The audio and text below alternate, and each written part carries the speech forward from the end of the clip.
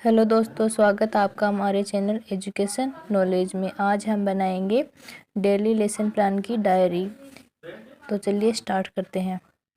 ये जो डायरी है वो जो बीएसटीसी और जो बीएड के स्टूडेंट हैं जिनके इंटर्नशिप आ गई है वो ये डायरी बनाएंगे। तो इसमें सबसे पहले क्या होता है कि जहाँ पर भी आपकी इंटर्नशिप आई है उस विद्यालय का नाम आ जाएगा। फिर जिस क्लास का आपने ये जो लेसन प्लान बनाया है वो क्लास आ जाएगी। उसके बाद में विषय जो है वो जैसे साइंस के स्टूडेंट इस लेसन प्लान को बना सकते हैं। उसके बाद में प्रकरण यानी कि जो टॉपिक रहेगा है वो है प्रण की संरचना। फिर जो दिनांक है कालांश है और समयावधि जो रहेगी वो 35 से 40 मिनट की रहेगी इसमें। और इसमें जो शिक्षण बिंदु है वो है कि पर्ण के भाग। सेकंड जो शिक्षण बिंदु है वह है शिरा विन्यास। थर्ड है पर्ण के कार्य। फिर इसमें हमारे जो शिक्षण के उद्देश्य होंगे कि इसमें ज्ञानात्मक है, अवबोध है, ज्ञानोपयोग है। तो ज्ञानात्मक में क्या होगा कि ये जो ज्ञानात्मक के अंतर्गत अपेक्षित व्यवहारगत जो परिवर्तन होंगे वो छात्र और छात्राओं में देखे जाएंगे। तो इसमें क्या है कि छात्र या छात्राएं जो है वो पर्ण की संरचना का प्रत्यास्मरण कर सकेंगे यानी रिकॉल कर सकेंगे। फिर विद्यार्थी पर्ण की संरचना का प्रत्याभिज्ञान कर सकेंगे। फिर जो हमारा जो सेकंड शिक्षण उद्देश्य है वह अवबोध यानी नॉलेज। उसके बाद में क्या होता है कि विद्यार्थी जो पर्ण की संरचना है उसकी व्याख्या कर सकेंगे। विद्यार्थी पर्ण की संरचना को समझ सकेंगे। उसके बाद में ज्ञानोपयोग यानी कि बच्चे जो हैं वो इसको उपयोग में कैसे लेकर आते हैं। तो इसमें आएगा कि विद्यार्थी पर्ण की संरचना से संबंधित ज्ञान का प्रयोग उच्च अध्ययन में कर सकेंगे। उसके बाद में विद्यार्थी पर्ण की संरचना से ज्ञान प्राप्त दैनिक जीवन की नवीन परिस्थितियों में उपयोग कर सकेंगे। उसके बाद में हमारा जो नेक्स्ट जो शिक्षण उद्देश्य रहेगा वो होगा कौशल। तो इससे संबंधित बच्चे में क्या कौशल है उसका विकास होगा। तो इसमें होगा कि विद्यार्थी पर्ण की संरचना की जानकारी प्राप्त कर सकेंगे। विद्यार्थी पर्ण की संरचना को चित्र द्वारा प्रदर्शित कर सकेंगे। उसके बाद में नेक्स्ट जो हमारा शिक्षण उद्देश्य रहेगा वो होगा अभिरुचि यानी इंटरेस्ट। तो इसमें क्या है कि विद्यार्थी जो है वो पर्ण की संरचना के बारे में जानने में रुचि ले सकेंगे। विद्यार्थी पर्ण की संरचना के विषय में विचार विमर्श करने में रुचि ले सकेंगे।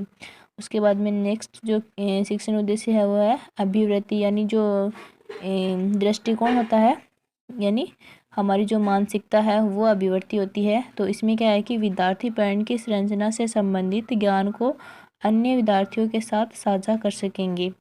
इस प्रकार से ये शिक्षण उद्देश्य होंगे। उसके बाद में अगली जो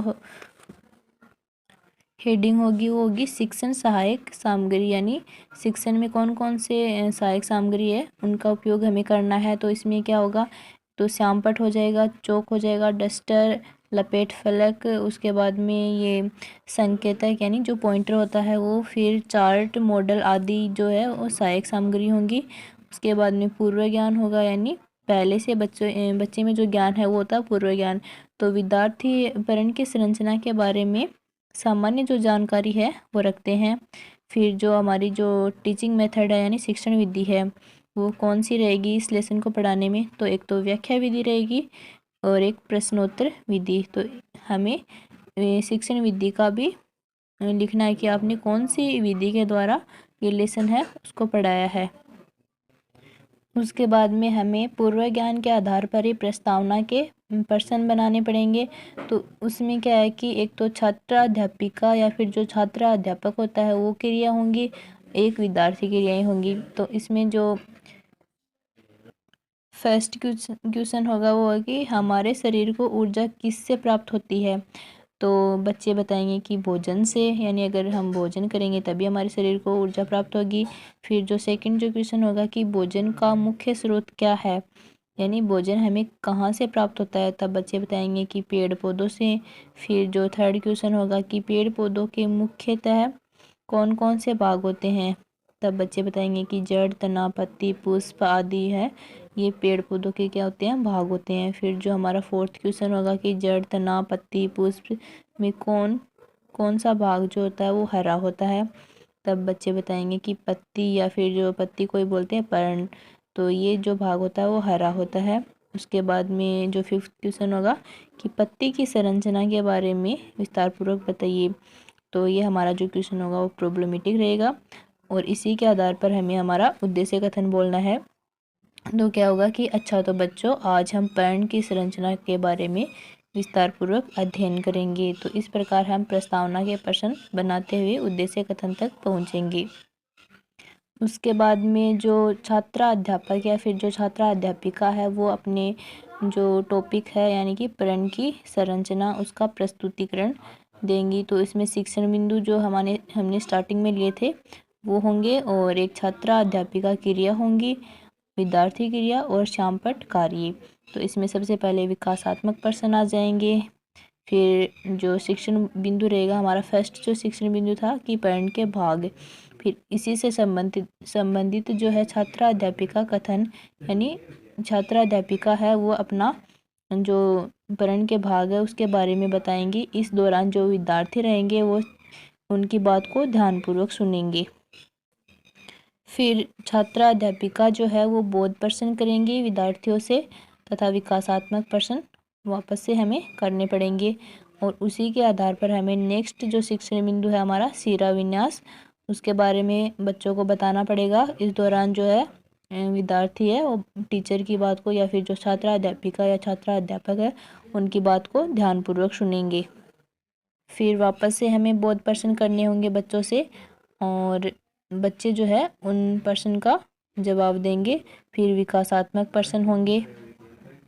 उसी के आधार पर हमारा जो थर्ड शिक्षण बिंदु है पर्ण के कार्य, तो वो जो है छात्रा अध्यापिका या फिर जो छात्रा अध्यापक है वो बच्चों को बताएंगे कि भाई पर्ण के क्या क्या कार्य होते हैं और इसी के आधार पर बच्चे जो है वो उनकी बात को सुनेंगे तथा जो बोध प्रश्न करने होंगे उनके उत्तर देंगे। इसके बाद में इसी से संबंधित जो है वो बोध प्रश्न करने होंगे हमें बच्चों से तथा बच्चे जो है इनके आंसर बताएंगे। फिर जो है सबसे लास्ट में जो होता है वो होता है मूल्यांकन के प्रश्न, यानी लेसन प्लान बनाने में सबसे महत्वपूर्ण जो भूमिका होती है वो मूल्यांकन प्रश्न की रहती है, जो कि हमें श्यामपट्ट पर लिख कर ले जाने होते हैं। तो इसमें क्या है कि जो लेसन प्लान बनाया है जिस भी टॉपिक का उसी से संबंधित हमें क्वेश्चन लिखने होते हैं, जिसमें ऑप्शनल जो क्वेश्चन होते हैं या फिर जो थ्योरी टाइप के जो क्वेश्चन होते हैं वो लिखने होते हैं तथा बाद में ये गृह कार्य जो होता है वो देना होता है। उसके बाद में जैसे कि इसमें गृह कार्य है कि पत्ती की संरचना तथा कार्यों का सचित्र समझाइए। उसके बाद में प्रयोक्षक टिप्पणी, यानी जो भी हमें हमारे जो टीचर हैं वो हमारे ऊपर ये जो लेसन पढ़ाया है वो बताएंगे कि भाई कैसा पढ़ाया है और फिर जो टीचर है वो यहाँ पर अपने सिग्नेचर करेंगे। तो इस प्रकार हम अपना जो लेसन प्लान है वो बना सकते हैं। किसी भी लेसन प्लान को बनाने के लिए, उसे इफ़ेक्टिव बनाने के लिए सबसे जो महत्वपूर्ण भूमिका होती है वो एक मॉडल की होती है। अगर आप एक अच्छा मॉडल बनाएंगे तो आपका लेसन प्लान और भी ज़्यादा इफ़ेक्टिव हो जाएगा। तो इस प्रकार हम अपना जो लेसन प्लान है वो बना सकते हैं। वीडियो कैसा लगा कमेंट में ज़रूर बताएं और प्लीज़ चैनल को लाइक शेयर एंड सब्सक्राइब ज़रूर कीजिए। Thank you.